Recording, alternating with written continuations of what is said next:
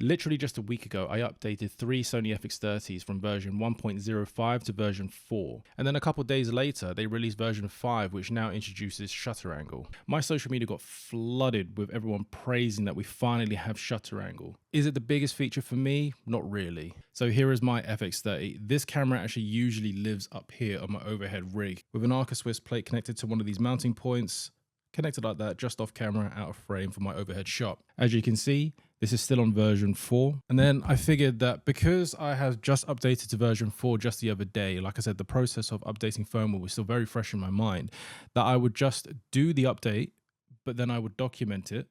I would talk it through. I would actually then kind of like put it up there on YouTube as a piece of content, as a tutorial for anyone who may just want to see what the process is like before they actually go through and do it themselves, because I know that's what I typically would like sometimes. And then I went onto the Sony website, Googled Sony version 5 FX30 firmware, took me to the Sony page, and then I went onto the page to download it, and I started reading through. I was thinking, okay, where's the download button? Where's the download button?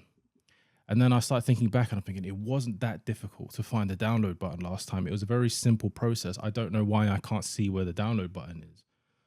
And then I thought, you know what, let me check the version 1.05's page. And what do you know? There is the download button, clear as day, right in front of you at the top of the page.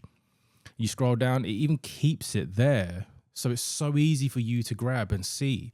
And I was wondering, why is it not here on the version 5? I thought it might be my browser. I refreshed the page, I cleared the cache. Nothing came up. And then I thought maybe it might be a bit of dodgy code, which is not working well with Chrome. So here we are on Safari, and it's exactly the same thing. The download button for version 5 is no longer present. Now for firmware updates, I typically am not one to rush out and try and install them quickly, just because they are essentially the foundations of your camera. So if anything does go wrong and you're one of like the first batches to try it, something could happen to your camera, and then unfortunately you may end up with a dud. It's not unheard of that firmware updates either installed incorrectly or actually updated incorrectly, or the fact that they came from the manufacturer distributed out incorrectly, they may cause issues. So at this point, with version 5 not being available on the website, I am wondering, did Sony just quietly retract it and then they'll put back version 5 out once they tidy up a few bugs?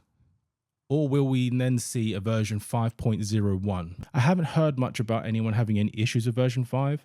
So I am curious, to anyone who managed to get version 5 installed before they removed it, have you experienced any issues and how's it working for you? But this is just a very quick video just to sort of raise that point, and that there may be something up with the version 5 firmware, who knows. The other side of it as well is that this video is also going to serve as a mic test for me. I have been reviewing microphones and comparing them recently, and right now I've got the Shure SM58 in front of me, special black edition. And I've got the Behringer XM8500 over here. This microphone I found at an absolute bargain at £15. It was brand new from Amazon.